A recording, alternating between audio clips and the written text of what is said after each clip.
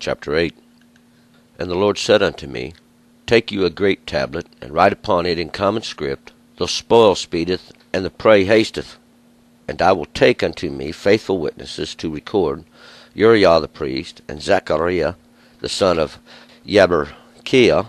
And I went unto the prophetess, and she conceived and bore a son. Then said the Lord unto me, Call his name Maher-shalal-hash-baz.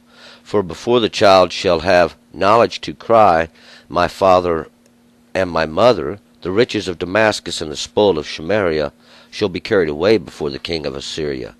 And the Lord spoke unto me yet again, saying, Forasmuch as this people hath refused the waters of Shiloah, that go softly, and rejoiceth with Rezin and Ramaliah's son, now therefore, behold, the Lord bringeth up upon them the waters of the river, mighty and many, even the king of Assyria and all his glory. And he shall come up over his channels, and go over all his banks.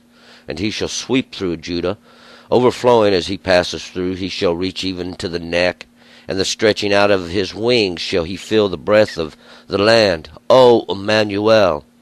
Make an uproar, O you peoples, and you shall be broken in pieces, and give ear, all you of far countries. Gird yourselves, and you shall be broken in pieces. Gird yourselves, and you shall be broken in pieces. Take counsel together, and it shall be brought to naught. Speak the word, and it shall not stand, for God is with us. For the Lord spoke thus to me with a strong hand, admonishing me that I should not walk in the way of this people, saying, Say you not a conspiracy concerning all whereof this people do say, A conspiracy, neither fear you the fear, nor count it dreadful. The Lord of hosts, him shall you sanctify, and let him be your fear, and let him be your dread. And he shall be for a sanctuary, but for a stone of stumbling, and for a rock of offense to both the houses of Israel, for a gin and for a snare to the inhabitants of Jerusalem. And many among them shall stumble, and fall, and be broken, and be snared, and be taken. Bind up the testimony, seal the instruction among my disciples. And I will wait for the Lord that hideth his face from the house of Jacob, and I will look for him. Behold, I and the children whom the Lord hath given me shall be for signs and for wonders in Israel, from the Lord of hosts, who dwelleth in Mount Zion. And when they shall say unto you, Seek unto the ghost, and to familiar spirits that chirp and that mutter, should not a people seek unto their God, on behalf of the living, unto the dead, for instruction and for testimony? Surely they will speak according to this word, wherein there is no light. And they shall pass this way that are sore bestead and hungry. And it shall come to pass that when they shall be hungry, they shall fret themselves, and curse their king and by their God. And whether they turn their faces upward, or look unto the earth, behold distress and darkness, the gloom of anguish, and outspread thick darkness. For is there no gloom to her that was steadfast? Now the former hath lightly afflicted the land of Zebulun and the land of Naphtali, but the latter hath dealt a more grievous blow by the way of the sea, beyond the Jordan, in the district of the nations. All right, let's go back up to verse 1. Now we remember in the last chapter, it was during the period of Achaz, and that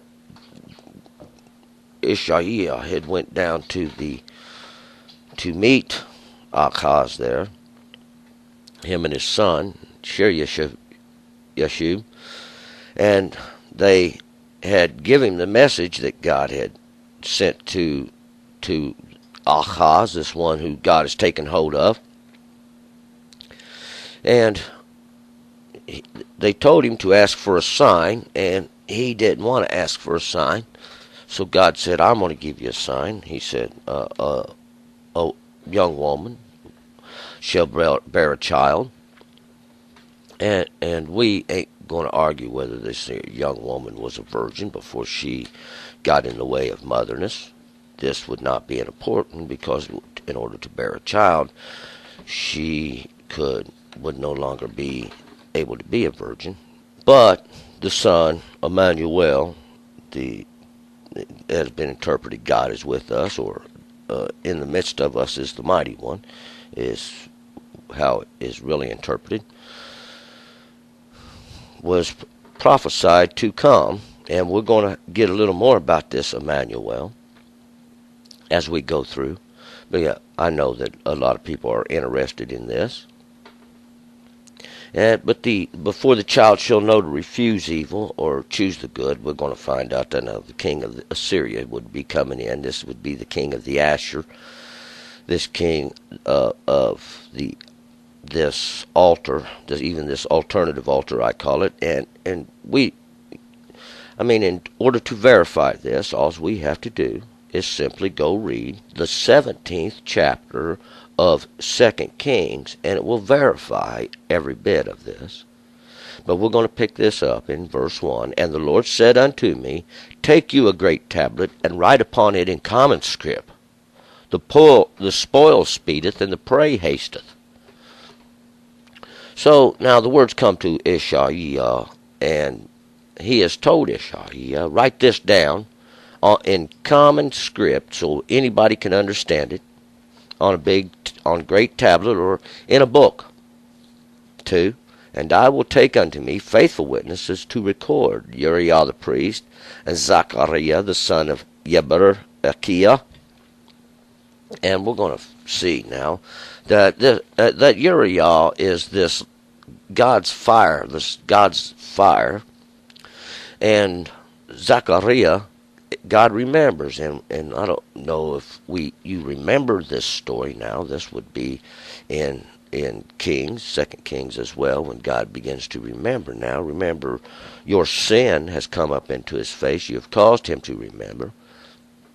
And he was the son of Yeberechiah, which God blesses, and he would be the son of even this one, would bring it up into in God's face, these things. 3. And I went unto the prophetess, and she conceived and bore a son. End of subject. Then said the Lord unto me, Call his name Maher-shalal-hash-baz. So, this, verse 3, we also had, in verse 2, we had Uriah, and my memory serves me correctly. Uriah was the one who Akaz sent back to, even though it's spelled a little different. We have a J there in the thing. It means the same thing. Uriah is shortened from Uriah. And he was the priest. He was the one who built this altar that Akaz, the king of Judah, sent back after he had been to Damascus and seen this great altar there. He had sent back and had Uriah make him one just like it. And he did. And they took the little altar of God, and set it back here in the corner. And he said, This is for me to look at. And he kind of put himself in there. He said, This is you'll offer here on the king's altar. This is all documented. 3. And this is what was going on then, and this is what that Ishaiah seen. I want to apologize for using his name incorrectly in the last chapter. And he had went into the prophetess, and not this prophetess is just a label they give to the prophet's wife. And so he had went in now to his wife, and she did conceive and bore a son. And the Lord told him to call his name, Speedeth to the spoil, and hasteth to the prey, or Maher-shalal-hash-baz, translated exactly, means just that. 4. For before the child shall have knowledge to cry, My father or my mother, the riches of Damascus and the spoil of Samaria shall be carried away before the king of Assyria. So once again, Ishaiah is using this birth of this child as a signal, as a symbol of how to calculate time. And he says now, before this child can even cry, My father or my mother, grows up enough to start speaking, to be removed from the breast, that this land, this Samaria, is going to be carried away before the king of Assyria. And we know that now Akaz had went down and ripped the gold off out of the temple of God, and took it and sold it to Assyria, and hired him to come down there and whoop them. And the Lord spoke unto me yet again, saying, For as much as this people has refused the waters of Shiloah that go softly, and rejoice with Rezin and Remaliah's son, And we know that this is what was going on. So God's saying, now, for as much as this people do this, for this reason, that they've refused the waters of Shiloah, these waters that were sent, that go softly, and they rejoice in Rezin, this favored one, and Remaliah's son. We remember Remaliah. He's the protected of God, and his son, which they don't want to use his name. It means open, even the eyes. His name is Peacock. I like to call him Peacock. 7. Now therefore, behold, the Lord brings up upon them the waters of the river, mighty and many, even the king of Assyria, and all his glory, and he shall come up over all his banks, over his channels, and go over all his banks. So now God is using this river. He said, therefore, behold, the Lord brings upon them the waters of the river. And that's what they are to God, these waters of the river. Of what river? This river, even the king of Assyria. So this river he's referring to is this Asherah, this river of progress.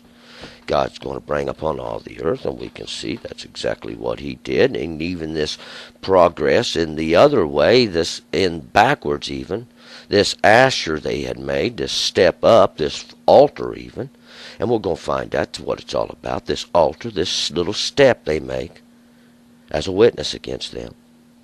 And he shall come over all his channels, and and go over all his banks, just like a river does when it floods, so shall the king of Assyria be.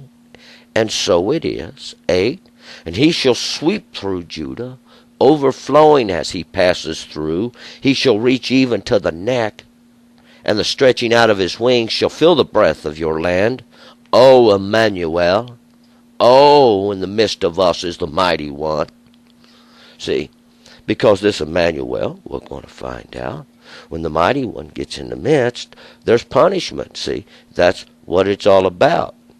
And who's come in? This king of Assyria, to punish, to bring judgment. That's what the purpose of it is. And all along now, we're going to find that out. 9. Make an uproar, O you peoples, and you shall be broken in pieces. And give ear, all you of far countries. Gird yourselves, and you shall be broken in pieces. Gird yourselves, and you shall be broken in pieces. What's that? O Emmanuel, the mighty one is in the midst of us. Make an uproar, for the Lord does cause the seas to roar, O you people. And you shall be broken in pieces, just like the waves dash against the rocks. And give ear, all you of far countries. Gird yourselves, gird up. You think you can battle the Lord? You've created a great army against God. Now gird up, and you shall be broken in pieces. 10. Take counsel together, and it shall be brought to naught. Speak the word, and it shall not stand, for God is with us. So go ahead and take counsel together, all you nations, all you peoples. You're being made an example of. We find a testimony of you in the 17th chapter of 2 Kings. Take counsel together, it shall be brought to naught. Speak the word, and it shall not stand, for God is with us. The law of God, see, as we're going to find out, the law of God is with us. Law 1. He said, I am the Lord your God, and you shall have no other gods. Law 2. You shall not make yourself an image. That's as far as we need to go, because it's about as far as they ever got. 11. For the Lord spoke thus to me with a strong hand, admonishing me that I should not walk in the way of this people, saying, for the Lord spoke unto me, saying, with a strong hand, now with a strong hand admonishing me with correction, steering me into this direction, that I should not walk in the way of this people. He said, come out from among them, from out of the midst of them, come out. Set 12, say you not a conspiracy concerning all whereof this people do say, a conspiracy, neither fear you their fear, nor count it dreadful. So don't say these things. A conspiracy. Conspiracy's not a good translation is here. How about a league? Let's make a league concerning all whereof this people do say a league. Make a league. I'll make a league with God and the law of God. Not make a league with no other. Neither fear you their fear, nor count it dreadful. For they go to the grave, nor are there now. God can resurrect. 13. The Lord of hosts, him shall you sanctify, and let him be your fear, and let him be your dread. And that's who you should be sanctifying, God. Make you no image of God. Lift neither up. Stand up no pillar, saying this is that which stands for. God said, do not do this thing. Sanctify God in the law he give you. That's all the evidence you get. 14. He shall be for a sanctuary, but for a stone of stumbling, and for a rock of offense to both the houses of Israel, and for a gin, and for a snare to the inhabitants of Jerusalem. How has he done it? How has God done this? He is a sanctuary, but as well he's a stumbling and a rock of offense. See? For who? Both houses, Israel and this place of peaceful teaching. See? Both places, Israel and Judah. For a gin and for a snare to the inhabitants of this place of peaceful teachings. See, from the beginning, God's been trying to tell you. God's a sanctuary now if you stay in the law of God that he gave. See, God gave. No man gave. Nobody had to bring and deliver. It was there from the beginning. But as a stone of stumbling and for a rock of offense now. And this is the other side. Anytime you try to say, well, it come from here or it come from there, unfortunately, you are stumbling around. See, you're probably there in that place of ankle breakers. See, stumbling and staggering around, because this is where they like to get you. 15, and many among them shall stumble and fall and be broken and be snared and be taken. And many among them shall stumble. Did it say, and many shall be delivered?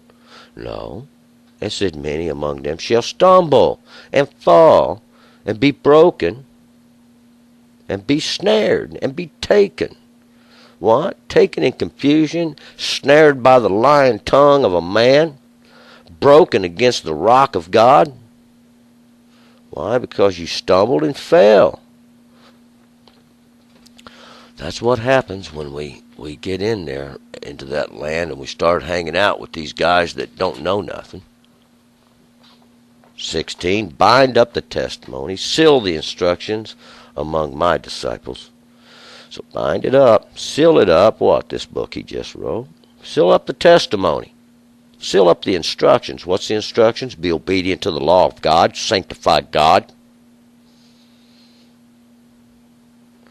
Among my disciples, my disciplined ones, my ones who follow the law.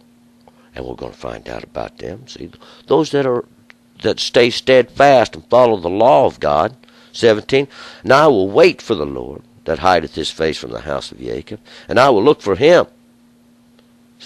I will wait for who? Wait for the Lord God Almighty that hides his face from the house of Jacob.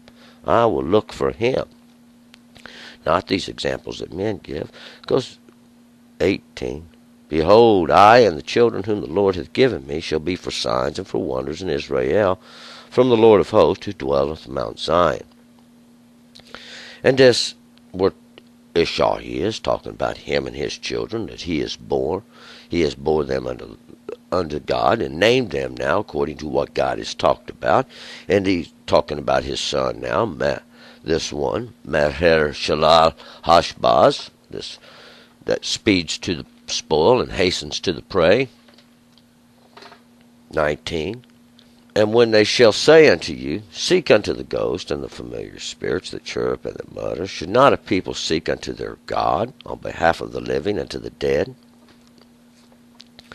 Now, I don't know if it's just me, but it seems like to me now the that the last verse is kind of stuck in there to break the anger of the Lord so much, in that it should probably be on down in the verses. I didn't have exact access to the manuscripts as they were found, untampered with, so I could never state this as an assuredty thing, but it just seems like the train of thoughts get broke. 19, and when they shall say unto you, seek unto the ghost of familiar spirits, and chirp and that mutter, should not a people seek unto their God on behalf of the living unto the dead? This is what they do today, see? This is what they do today. They go chasing after these familiar spirits. What are these familiar spirits? These are these people that think they can contact and talk to the dead. Shouldn't you go talk to God about these things? 20. For instruction and for testimony, surely they will speak according to this word wherein there is no light. Surely they'll do these things because God says this is what they do.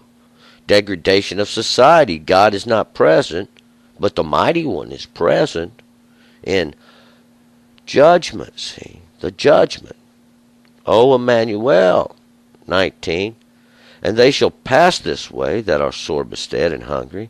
And it shall come to pass that when they shall be hungry, they shall fret themselves, and curse by their king and by their God. And whether they turn their faces upward, or look unto the earth, 22, behold distress and darkness, the gloom of anguish, and outspread thick darkness. What's that?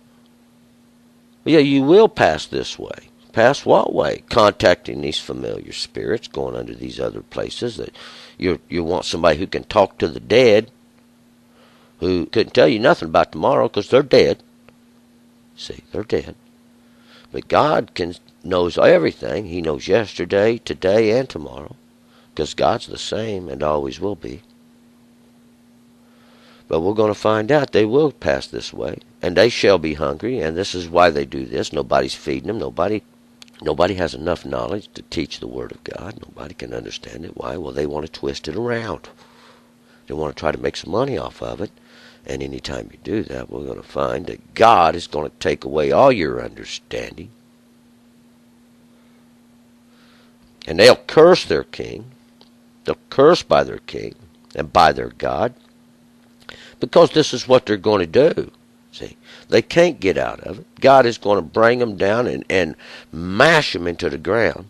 He's going to drag them across the earth. We're going to find out he's making an example out of you. And it don't matter which way you look, up or down. See, because distress, anguish, darkness.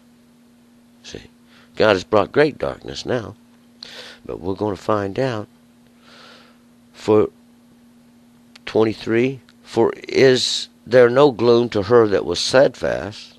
Now the former has lightly afflicted the land of Zebulun and the land of Naphtali, but the latter hath dealt a more grievous blow by the way of the sea, beyond the Jordan in the district of the nations. And we're going to find out that there is no gloom for those that are steadfast. Those that are steadfast in the law of God, those that are steadfast into the obedience of the law of God, see and understand these things. And all everybody else becomes is a witness now of God. And there's no other way to explain it. Now the former has lightly afflicted the land of Zebulun and the land of Naphtali. This other king that they had set up had just slightly afflicted, and this Zebulun and Naphtali.